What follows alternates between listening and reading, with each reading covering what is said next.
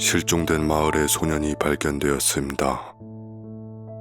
마을 입구에서 사람들에 의해 발견된 소년은 몸에 별다른 상처나 학대의 흔적은 없었지만 그 어떤 충격 때문에 말과 기억을 잃었고 커다랗게 뜬 두 눈은 충격과 공포를 마주했던 순간에 영혼이 갇힌 듯 보였습니다.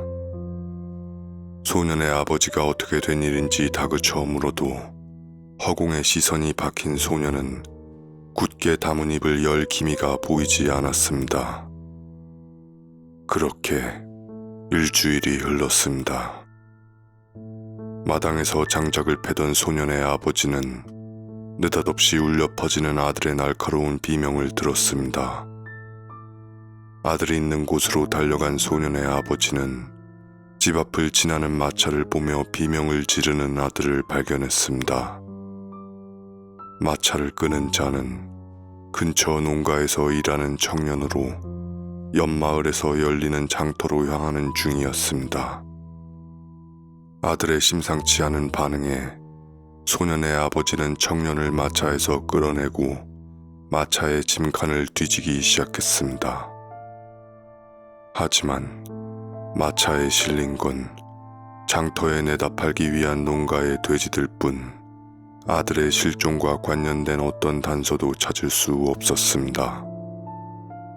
결국 소년의 아버지는 청년을 돌려보내줘야만 했고 아들의 실종에 대한 전말은 여전히 미궁에 남게 되었습니다.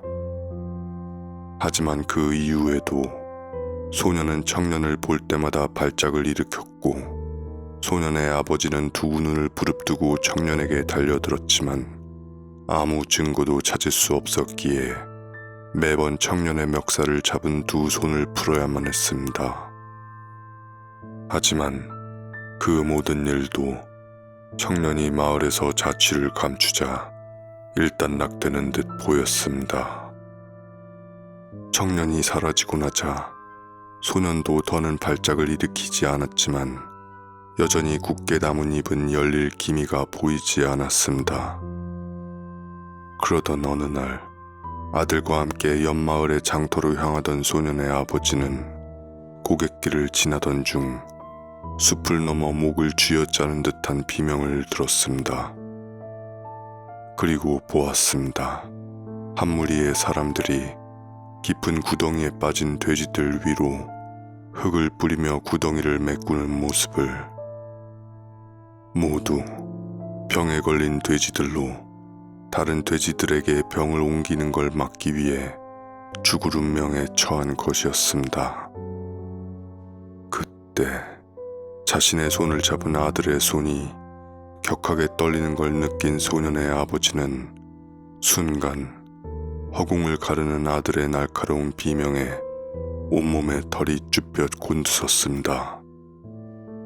이어 머릿속에서 스쳐 지나가는 무시무시한 생각에 두 다리가 후들거리기 시작한 소년의 아버지. 소년이 사라진 그날 돼지가 실린 마차를 호기심에 쫓아간 소년은 구덩이에서 살처분 당하는 돼지들을 보았습니다. 구덩이에서 빠져나가기 위해 서로의 몸을 짓밟으며 기어오르는 돼지들. 설사 구덩이 위로 기어올랐다 해도 가차없이 머리를 내리치는 삽에 다시 구덩이 아래로 떨어져 경련을 일으키다 최후를 맞이했습니다. 그것은 분명 어린 소년이 감당하기에는 너무나도 끔찍한 광경이었고 그 충격 때문에 소년은 말과 기억을 잃어버리게 된 것이었습니다. 그렇습니다. 소년이 농가의 청년을 보고 비명을 지른 이유는 청년 때문이 아니라 청년이 끄는 마차에 실린 돼지들이 그날의 끔찍한 기억을 상기시켰기 때문이었습니다.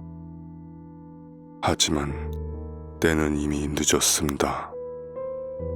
청년이 사라진 날 밤 길가에서 우연히 청년을 발견한 소년의 아버지는 발소리를 죽이며 청년의 뒤를 쫓았고 주위에 보는 눈이 없자 청년을 향해 달려들었습니다. 불시에 공격을 받은 청년은 집으로 돌아가는 길, 아들의 손을 잡은 아버지의 손은 떨리고 있었습니다. 그때 떨리는 아버지의 손을 진정이라도 시키려는 듯 소년의 작은 손이 아버지의 손을 살포시 움켜쥐었고, 아버지는 아들에게 시선을 돌렸지만 눈앞을 가리는 눈물 때문에 아들이 어떤 얼굴로 자신을 올려다 보는지 알 수 없었습니다.